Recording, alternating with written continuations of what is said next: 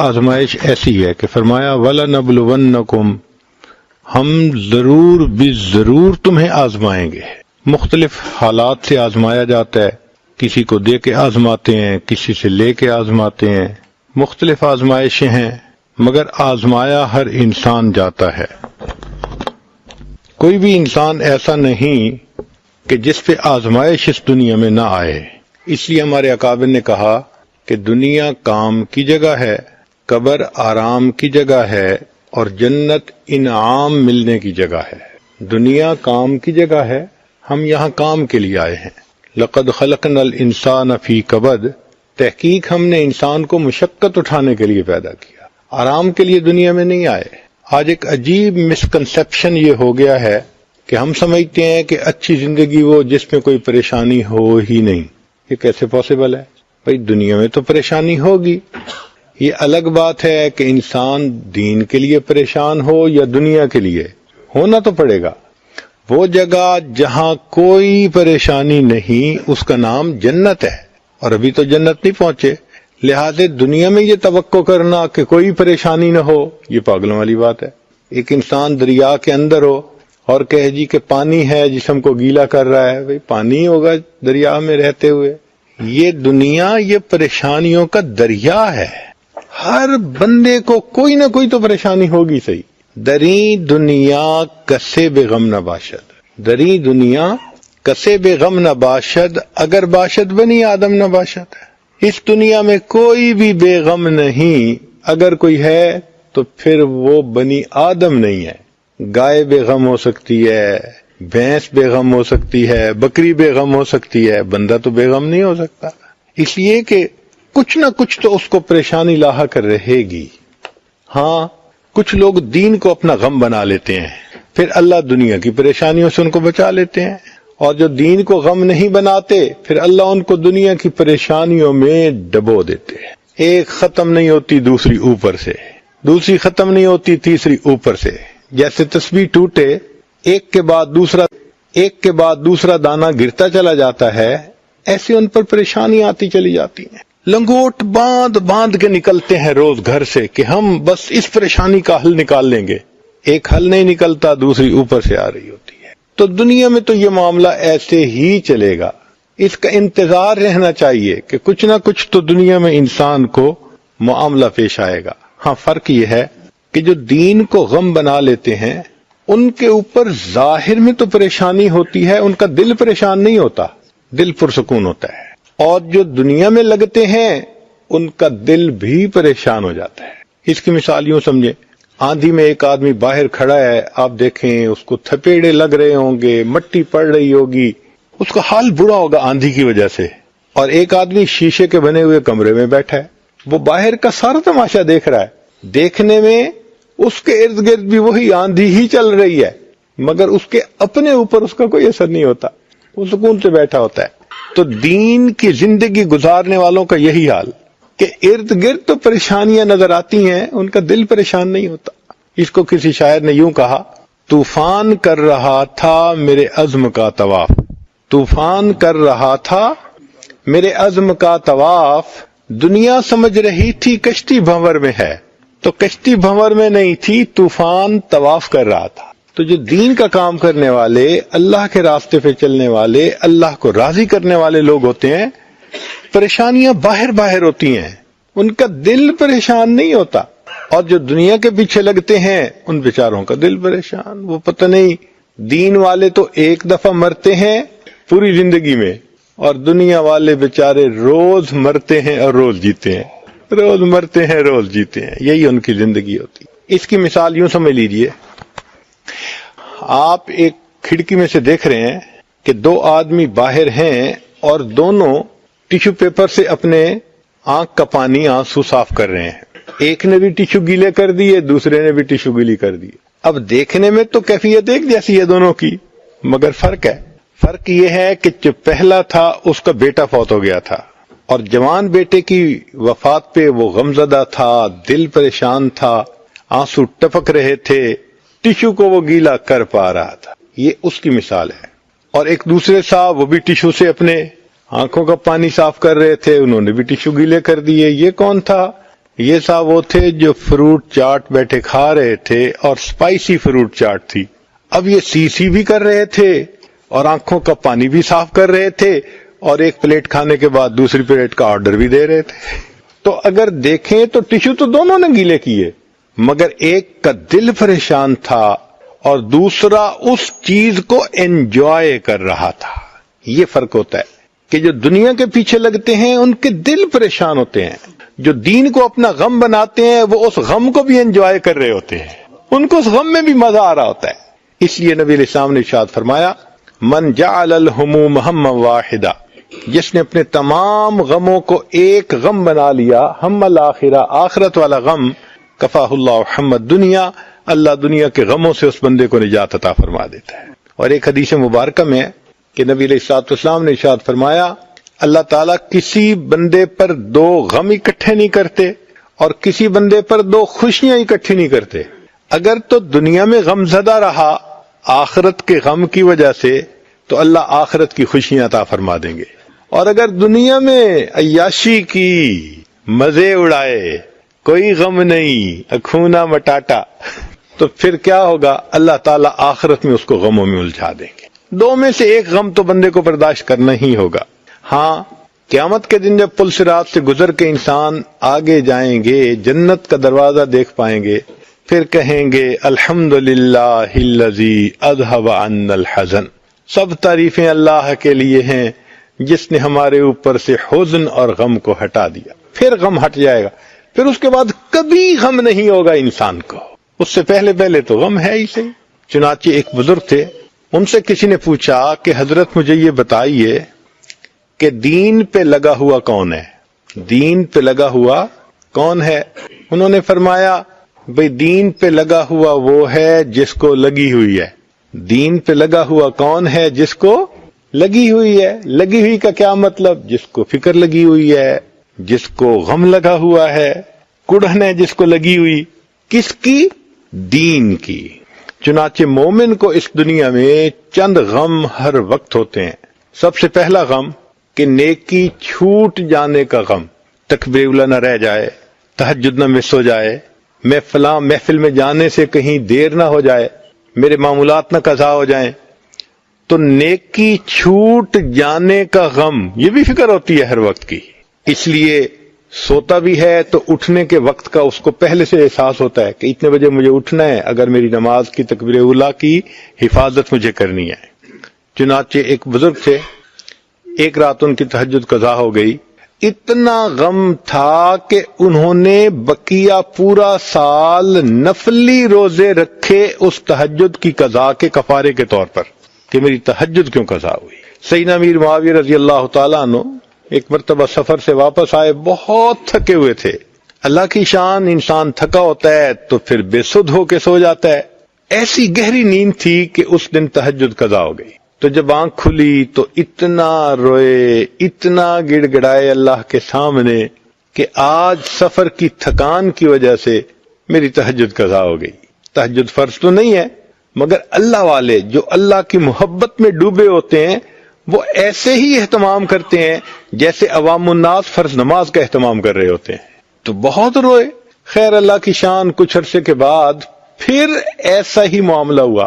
سفر تھا اور تھکن تھی، اور جب سوئے تو لیٹ نائٹ تھی اور پھر گہری نیند. اب سوئے ہوئے ہیں، کوئی صاحب آئے اور اس نے آ کے جگایا. بھئی آپ کون ہیں؟ کہ جی میں آپ کو جگا رہا ہوں، اٹھ کے تہجد پڑھ لیں. کہا بھئی تو کوئی بڑا اچھا بندہ نظر آتا ہے، میری تہجد جا رہی تھی تو نے مجھے جگا دیا. کہنے لگا میں شیطان ہوں. ان کا شیطان؟ وہ تو کسی کا بھلا نہیں چاہتا. کہنے لگا بھلا تو اب بھی نہیں آپ کا کیا. انہوں نے کہا کیسے؟ کہنے لگا کہ اس طرح کہ پہلے آپ کی ایک مرتبہ تہجد قضا ہوئی تھی، اتنا آپ روئے تھے اور اتنا آپ کو دکھ ہوا تھا کہ اس غم اور دکھ پر اللہ نے سالوں تہجد پڑھنے کا ثواب لکھوا دیا تھا. آج پھر سوئے ہوئے تھے. میں نے سوچا پھر تہجد قضا ہوگی، یہ پھر روئیں گے، سالوں کا ثواب پائیں گے، تو بہتر ہے کہ میں جگا ہی دوں. لہذا میں بنفس خبیث خود آ کے آپ کو جگا رہا ہوں. اب آپ تہجد پڑھیں گے تو ایک دن کا ثواب ملے گا، سالوں کا تو نہیں نہ ملے گا. اس کا مطلب یہ کہ اکابر اپنے عمل کے چھوٹنے پر دل سے غم زدہ ہوتے. چنانچہ ایک بزرگ تھے، ان کی تکبیر قضا ہو گئی، بڑا غم کرنے لگے کہ اگر میرا بیٹا فوت ہو جاتا، اتنے لوگ میرے گھر آتے میرے ساتھ غم میں شریک ہونے کے لیے، میری تکبیر اولیٰ قضا ہو گئی، میرے دوستوں نے مجھے پوچھا ہی نہیں۔ یعنی تکبیر اولیٰ کا قضا ہو جانا ان کے لیے اتنا بڑا غم ہوتا تھا۔ سیدنا عمر خطاب لانو کسی کام میں لگے ہوئے تھے، مغرب کا وقت قریب ہو گیا، اب کام اتنا تھا کہ بس سمیٹ لیتے ہیں پھر تسلی سے نماز پڑھیں گے۔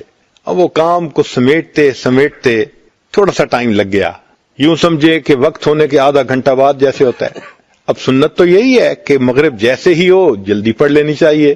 کام سمیٹتے ان کو تھوڑا سا وقت زیادہ لگ گیا، تو ان کو احساس ہوا کہ اوہو میں نے تو کام میں لگ کے نماز کا مستحب وقت چھوڑ بیٹھا، حالانکہ جواز کا وقت تو تھا، ابھی مستحب وقت کیوں نکل گیا؟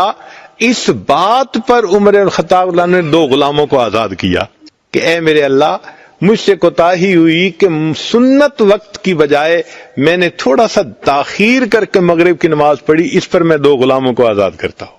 اتنا انہیں فکر ہوتی تھی۔ تو پہلا غم مومن کو ہوتا ہے نیکی چھوٹ جانے کا غم، اور دوسرا ہوتا ہے گناہ سرزد ہو جانے کا غم۔ یہ بھی ہر وقت ساتھ لگا ہوا ہے، زبان سے جھوٹ نہ نکل جائے، ہر وقت محتاط رہنا پڑتا ہے، کوئی مشتبہ چیز منہ میں نہ چلی جائے، ہر وقت ویجیلنٹ رہنا پڑتا ہے۔ انسان ذرا سا لاپرواہ ہوا کہیں نہ کہیں ٹھوکر کھا جاتا ہے۔ تو گناہ سرزد ہونے کا بھی غم۔ چنانچہ ایک مرتبہ اللہ کے پیارے حبیب صلی اللہ علیہ وسلم گھر تشریف لائے تو بستر کے اوپر ایک کھجور پڑی تھی، اللہ کے حبیب صلی اللہ علیہ وسلم نے اس کو اٹھا کے کھا لیا۔ اب کھانے کے بعد خیال آیا کہ میرے گھر میں تو کئی مرتبہ صدقے کی بھی کھجوریں آتی ہیں، اور صدقہ کی کھجور ہم تو استعمال نہیں کرتے، ہم تو آگے دے دیتے ہیں، پتہ نہیں یہ کھجور کا ایسی۔ اب وہ ویریفائی نہیں ہو رہی تھی۔ ام المومنین فرماتی ہیں کہ نبی علیہ السلام میرے ساتھ بستر پر لیٹے رہے مگر کروٹیں بدلتے رہے۔ میں نے پوچھا اے اللہ کے حبیب صلی اللہ علیہ وسلم، آج آپ کو نیند نہیں آ رہی؟ فرمانے لگے کہ میں نے جو کھجور کھا لی مجھے ڈر لگ رہا ہے کہیں وہ صدقے کی کھجور نہ ہو۔ یعنی اللہ کے حبیب صلی اللہ علیہ وسلم کو اتنا ڈر تھا اس بات کا کہ کہیں وہ صدقے کی کھجور نہ ہو جو میں نے کھا لی ہے۔ تو گناہ سرزد ہونے کا غم۔ سیدنا عمر فاروق لانو کی طبیعت کے اندر نظم و ضبط بہت تھا۔ ایک مرتبہ بازار میں سے گزر رہے تھے، ایک بندے کو دیکھا کہ جو بازار میں کھڑا ہے اور خواہ مخواہ لوگوں کا راستہ روکا ہوا ہے۔ حضرت عمر لانو کے ہاتھ میں درہ تھا، انہوں نے اس کے کپڑے پہ درہ مارا اور اس کو کہا کہ تجھے نظر نہیں آتا کہ تو لوگوں کا راستہ بند کر کے کھڑا ہے؟ وہ چپ کر کے ایک طرف ہو گیا۔ اب بعد میں عمر لانو کو خیال آیا کہ میں نے سختی کی، میں اس کو پولائٹلی بھی کہہ سکتا تھا کہ بھئی ایک طرف ہو جاؤ، شدت کر لی۔ اب عمر لانو اس کو ڈھونڈتے پھرے، وہ بندہ باہر سے آیا ہوا تھا، چلا گیا۔ 1 سال گزرنے کے بعد عمر لانو کی نظر پھر اسی بندے پر پڑی، تو امیر المومنین نے اس کو بلایا اور اب اس سے پیار سے حال احوال پوچھے۔ پھر پوچھنے لگے کہ آپ نے حج کیا ہوا ہے؟ اس نے کہا کیا تو نہیں، شوق بڑا ہے، وسائل نہیں ہے۔ مان لگے میں تجھے خرچہ دیتا ہوں، تو جا حج کر کے آ۔ وہ بڑا خوش ہو گیا۔ جب وہ خوش ہو گیا تو عمر لانو نے فرمایا تجھے پتہ ہے میں تجھے حج کیوں کروا رہا ہوں؟ اور اس نے کہا نہیں، 1 سال پہلے میں نے تنبیہ کی خاطر تمہارے کپڑے پہ درہ مار دیا تھا، اور مجھے اس وقت سے خیال تھا کہ مجھے تم سے سوری کرنی ہے، ملاقات نہیں ہو رہی تھی، اس کی مکافات کے طور پہ میں اب تمہیں حج کروا رہا ہوں۔ اس نے کہا حضرت مجھے تو یاد ہی نہیں تھا۔ فرمانے لگے تجھے یاد ہی نہیں تھا اور میں اس بات کو پورا سال بھولا ہی نہیں تھا۔ میں کیسے بھول سکتا تھا؟ یعنی ہمارے اکابر کو اتنی فکر ہوتی تھی کہ قیامت کے دن کہیں ہم سے پوچھ نہ لیا جائے۔ سیدنا عثمان غنی لانو نے اپنے غلام کو بھیجا کسی کام کی خاطر، وہ کام ٹھیک کرنے کی بجائے الٹا کام الٹا کر کے آ گیا، خراب کر کے آ گیا۔ اب کام خراب کر کے آ گیا تو بڑا غصہ آیا کہ بھئی سمجھا کے بھیجا تھا، بتا کے بھیجا تھا، نالائکی کی اس نے، بے دھیانی کی اور کام خراب کر دیا۔ تو عثمان غنی لانو نے اس کو بلایا اور اس کا کان مروڑا کہ تجھے سمجھا کے بھیجا تھا، بتا کے بھیجا تھا کہ یہ کام ایسے کرنا ہے، تو نے میرا نقصان کر دیا۔ خیر اب بات تو ہو گئی۔ کچھ وقت کے بعد عثمان غنی لانو کو خیال آیا کہ میں نے اس کے کان مروڑے، اگر یہ قیامت کے دن مجھ سے مطالبہ کرے گا تو میں کیا جواب دوں گا؟ اب اس خیال کو ریزسٹ نہ کر سکے، کچھ دیر کے بعد اس غلام کو بلایا اور بلا کے کہا کہ بھئی آؤ، قریب آیا، فرمان لگے کہ میرا کان پکڑ کے مروڑو۔ اس نے کہا کیوں؟ فرمان لے اس لیے کہ میں نے تمہارا کان مروڑا ہے، تم میرا کان مروڑو۔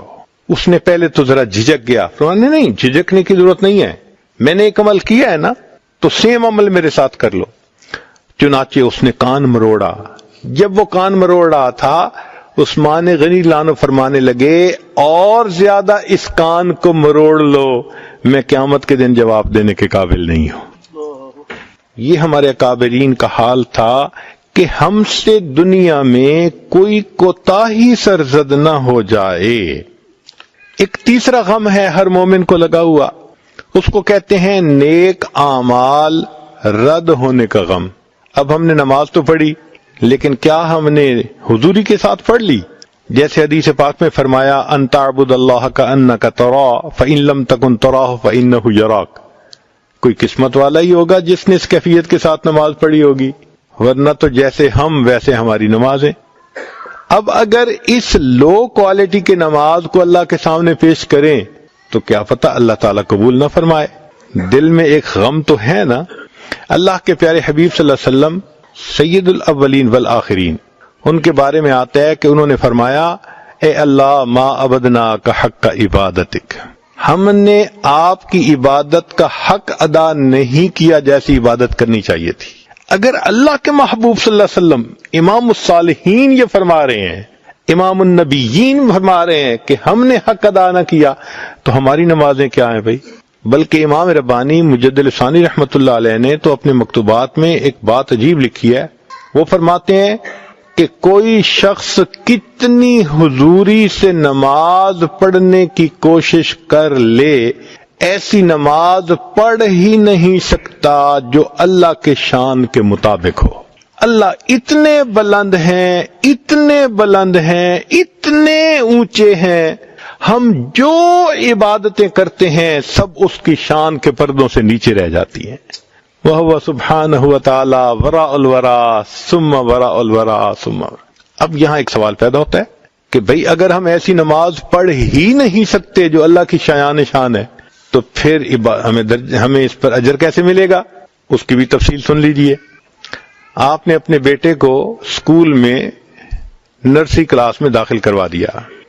اب پہلے دن بچہ آیا اور اس نے تختی کے اوپر کچھ لکیریں سیدھی الٹی لگائی ہوئی تھیں اور دھبے لائے ہوئے تھے، اور آ کے کہنے لگا ابو جی میں نے آج لکھنا سیکھا۔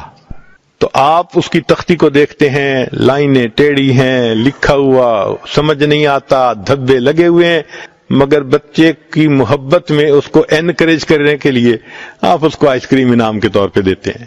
اب یہ آئس کریم اس کی خوشخطی کا انعام تو نہیں ہے نا، یہ تو محبت کا اظہار ہے۔ بس یوں سمجھ لیجئے ہم جو نمازیں پڑھتے ہیں وہ بچے کی ٹیڑھی میڑھی لکیروں کی مانند ہی ہوتی ہیں، لیکن ان اللہ بالناس لرؤوف الرحیم، بے شک اللہ تعالیٰ رؤوف اور رحیم ہیں، وہ اپنی رافت اور رحمت کی سبب بندے پر مہربانی کرتے ہیں، اس اتنی سی نماز پر بھی اس کو اجر عطا فرما دیتے ہیں۔ مگر فکر تو دل میں ہوتی ہے، اس لیے کہ حدیث پاک میں آیا ہے کچھ لوگ ایسی نماز پڑھتے ہیں ان کی نماز پھٹے کپڑے کی طرح منہ پہ مار دی جاتی ہے، کچھ روزہ رکھتے ہیں ان کا روزہ ان کو واپس لوٹا دیا جاتا ہے اور ان کو کہہ دیا جاتا ہے تمہیں بھوکا پیاسا رہنے کے سوا کچھ نہیں ملا۔ امام اعظم ابو حنیفہ رحمۃ اللہ علیہ 40 سال تک ساری رات عبادت کا معمول رہا، پھر عمرے کے لیے گئے اور مقام ابراہیم پہ 2 رکعت نفل میں پورا قرآن پاک پڑھا، اور پڑھنے کے بعد پھر ہاتھ اٹھا کے دعا مانگی الہی ما عبدنا کا حق کا عبادتک، جیسے آپ کی عبادت کا حق تھا وہ حق ہم ادا نہیں کر سکے۔ اگر ہمارے بڑوں نے یہ کہہ دیا کہ ہم حق ادا نہ کر سکے تو بھئی ہم کس کھیت کی گاجر مولی ہیں؟ ہمیں تو فکر مند اور ہونا چاہیے کہ اللہ رب العزت مہربانی فرما دیجئے۔ تو نیک اعمال رد ہونے کا غم، قرآن پاک کی 2 آیات ہیں، اگر انسان ذرا سمجھ کے پڑھ لینا، کوئی بندہ اپنے علم اور عمل پہ ناز کر ہی نہیں سکتا۔ کوئی انسان اولیاء میں سے کتنا بڑی ولی کیوں نہ ہو، کتنے درجے پہ کیوں نہ پہنچ چکا ہو، اپنے علم اور عمل پہ کوئی ناز کر ہی نہیں سکتا. اللہ نے ناز کی جڑ کاٹ کے رکھ دیا ہے.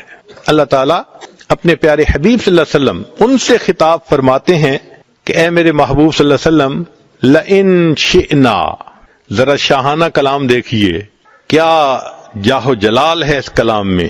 لئن شئنا، اگر ہم چاہیں، لنذهبن بالذی اوحینا الیک، ثقیلہ کا صیغہ استعمال کیا، تاکید کا آخری درجہ. اگر ہم چاہیں تو ہم نے جو علم آپ کو عطا کیا ہم سب آپ سے واپس لے لیں. یہ خطاب سید المرسلین سے ہو رہا ہے. اللہ کی عظمت پہ ذرا غور کیجئے. لئن شئنا لنذهبن بالذی اوحینا الیک. اور دوسری جگہ ایک آیت میں عمل پہ ناز کی جڑ کاٹتی، فرمایا اے میرے محبوب صلی اللہ علیہ وسلم، لولا ان ثبتناک، اگر ہم آپ کو ثابت قدمی نہ دیتے، استقامت نہ دیتے، دین پہ جمائے نہ رکھتے، عمل پہ کھڑا نہ رکھتے، لولا ان ثبتناک لقد کدت ترکن الیہم شیئا قلیلا، تو آپ ان مشرکین کی طرف تھوڑا سا مائل ہوتے. نتیجہ کیا ہوتا؟ اذا لأذقناک ضعف الحیات وضعف الممات ثم لا تجد لک علینا نصیرا.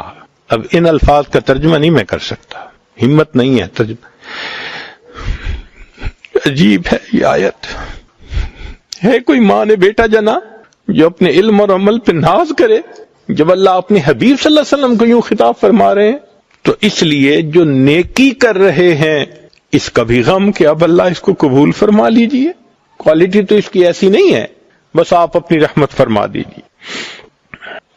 ایک چوتھا غم ہے، اس کو کہتے ہیں سوء خاتمہ کا غم. وہ بھی ہر مومن کو لگا ہوا ہے. کس کے پاس گارنٹی ہے کہ آخری وقت میں ایمان کے ساتھ دنیا سے چلے جائیں گے؟ کوئی کچھ نہیں جانتا اپنے انجام کے بارے میں، اللہ کو معلوم ہے. یہ وہ غم تھا جو ہمارے اکابر کو تھا. سفیان ثوری رحمت اللہ علیہ بیٹھے رو رہے ہیں. ایک دوست آئے، کہنے لگے سفیان کیا ہوا، کوئی گناہ سرزد ہو گیا؟ تو ایک گندم کا دانہ پڑا تھا، انہوں نے اٹھا کے دکھایا. کہنے لگے اللہ کی قسم، میں نے اس گندم کے دانے کے بقدر بھی اپنے اللہ کی نافرمانی نہیں کی. قسم اٹھا کر ایسی بات کہہ دی کہ میں نے اس گندم کے دانے کے بقدر بھی اللہ کی نافرمانی نہیں کی. انہوں نے کہا پھر روتے کیوں ہیں؟ کہنے لگے رو اس پہ رہا ہوں کہ جو ایمان کی دولت اللہ نے اب عطا کی ہے پتہ نہیں موت تک محفوظ رہے گی یا نہیں رہے گی.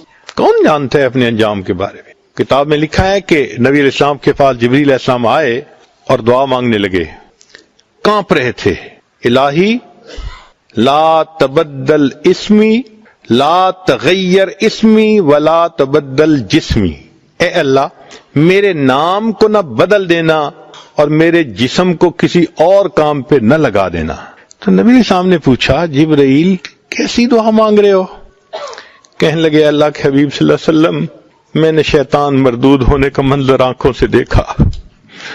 ہزاروں سال اس نے سجدے کیے تھے مگر آخر پہ اللہ نے فرما دیا فخرج منہا فإنک رجیم وإن علیک لعنتی الی یوم الدین. قیامت تک تیرے اوپر میری لعنتیں برستی ہیں. اے اللہ کے حبیب صلی اللہ علیہ وسلم، میں وہ منظر نہیں بھولا، مجھے آج وہ منظر یاد آ رہا ہے اور میں اللہ سے دعا کر رہا ہوں کہ اللہ نہ میرا نام بدل دینا، نہ میرے جسم کو اطاعت سے نکال کر نافرمانی پہ لگا دے. اگر فرشتے خوف کھاتے ہیں تو پھر ہمیں اس کا کتنا خوف ہونا چاہیے. اس لیے علماء نے لکھا ہے کہ بعض ایسے گناہ ہوتے ہیں کہ جو آخری وقت میں جا کے ریفلیکٹ ہوتے ہیں، ان کی نحوست، ان کا وبال، ان کی ظلمت آخری وقت میں ظاہر ہوتی ہے اور انسان اس کی وجہ سے کئی مرتبہ کلمے سے محروم ہو جاتا ہے. ایک مرتبہ اس عاجز نے حضرت مرشد عالم رحمت اللہ علیہ سے عرض کیا کہ حضرت میں ذرا تھوڑی عقل کا لڑکا ہوں، علم بھی نہیں، کچھ باتیں سمجھ میں نہیں آتی، اگر آپ اجازت دیں تو میں آپ سے پوچھ لیا کروں. تو فرمانے لگے ہاں پوچھو. تو سوال یہ پوچھا میں نے کہ حضرت تلبیس ابلیس میں ایک واقعہ پڑھا ہے ایک حافظ قرآن کا کہ اس نے ایک مرتبہ شہوت کی نظر کسی غیر پر ڈالی نتیجہ یہ نکلا کہ 20 سال کے بعد قرآن پاک اس کے سینے سے نکال لیا گیا، وہ محروم ہو گیا قرآن پاک سے، بھول گیا۔ حضرت یہ ایک مرتبہ بد نظری گناہ چھوٹا سا نظر آتا ہے اور اتنی بڑی سزا کہ قرآن سے محروم ہو گیا۔ تو حضرت فرمانے لگے کہ اصل میں یہ اللہ کی غیرت کا معاملہ ہے۔ میں نے پوچھا وہ کیا؟ فرمانے لگے کہ اللہ نے دل دیا ہے اپنی محبت کے لیے، جب انسان اس دل میں جس کو اللہ نے اپنا گھر کہا غیر کی محبت کو داخل کرنے کی کوشش کرتا ہے، اللہ کو غیرت آتی ہے۔ آپ اپنے گھر میں لائیں نا کسی اور عورت کو تو دیکھیں بیوی کا ریئیکشن کیا ہوگا۔ اسی طرح یہ دل اللہ کا گھر ہے، ہم اگر غیر محرم کی محبت کو اس میں لائیں گے تو پھر اللہ رب العزت کو بھی غیرت آتی ہے۔ تبھی تو فرمایا میرے بندے جو گناہ کر کے آؤ گے معاف کر دوں گا، لیکن ان اللہ لا یغفر ان یشرک بہ ویغفر ما دون ذلک لمن یشاء۔ شرک کرو گے نا، میری محبت میں کسی کو شریک کرو گے، میں تمہیں کبھی معاف نہیں کروں گا۔ اس کو سمجھنا ہو نا تو یوں سمجھیں کہ خاوند چاہتا ہے کہ بیوی یہ کہے میں آپ ہی کی ہوں۔ خاوند کیا چاہتا ہے کہ بیوی یہ کہے میں آپ ہی کی ہوں، اور اگر بیوی یہ کہہ دے میں آپ کی بھی ہوں تو یہ برداشت ہوتا ہے؟ کوئی خاوند ڈائجسٹ نہیں کر سکے گا، کہے گا کبھی نہیں ہو سکتا۔ تو جس طرح خاوند اس چیز کو برداشت نہیں کرتا کہ بیوی کہے آپ کی بھی ہوں، اللہ بھی برداشت نہیں کرتے کہ بندہ کہے اللہ میں آپ کا بھی ہوں۔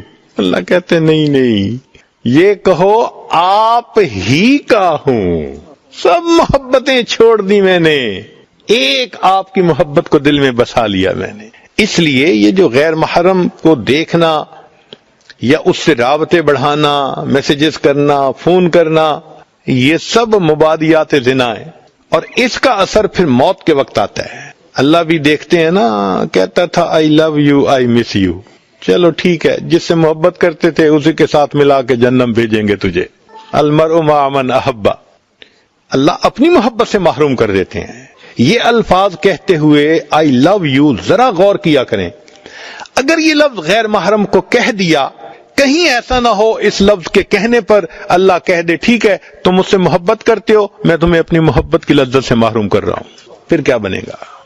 تو اس لیے موت کے وقت کبھی کبھی یہ گناہ ریفلیکٹ ہوتا ہے اور انسان کا خاتمہ ایمان پہ نہیں ہوتا۔ حدیث پاک میں ہے کتنے لوگ ہوں گے کہ ساری عمر ان کا نام مسلمانوں کی فہرست میں رہتا ہے، آخری وقت میں ان کا نام فہرست سے نکال دیا جاتا ہے۔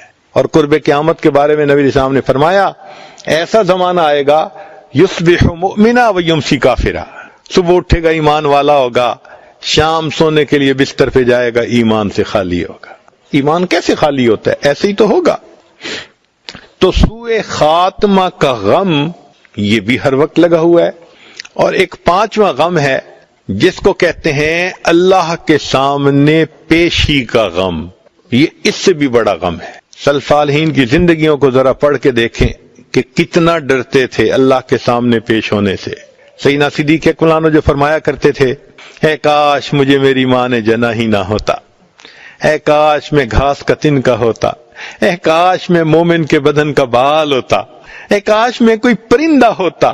وہ کیوں کہتے تھے؟ اس لیے کہ ان کو پتا تھا کہ قیامت کے دن اللہ کے سامنے پیش ہونا پڑے گا۔ عمر لانو ایک مرتبہ فرمانے لگے اے کاش میں کوئی مینڈا ہوتا اور میرے گھر مہمان آتے اور گھر والے مجھے ذبح کر کے پکا کے مہمانوں کو کھلا دیتے اور وہ مہمان اس کا پخانہ بنا کے نکال دیتے، یہ بہتر تھا کہ مجھے اللہ کے سامنے پیش ہونا پڑے گا۔ اور عمر لانو کتنا ڈرتے تھے آخرت میں معاملے میں، حیرت ہوتی ہے۔ ایک مرتبہ حذیفہ لانو کو بلایا، فرمان لگے حذیفہ مجھے پتا ہے کہ نبی علیہ الصلوۃ والسلام نے آپ کو منافقین کے نام بتلائے، صاحب سر ہیں آپ، راز جانتے ہیں، اور مجھے یہ بھی پتا ہے کہ نبی علیہ السلام نے آگے بتانے سے منع فرمایا کہ یہ نام کسی کو نہ بتانا۔ حذیفہ میں نام نہیں پوچھتا کسی کا کہ کون کون منافق ہے، اس لیے بلایا ہے صرف اتنا بتا دے کہ کہیں عمر اس میں شامل تو نہیں ہے، کہیں عمر تو اس میں شامل نہیں ہے۔ اللہ اکبر۔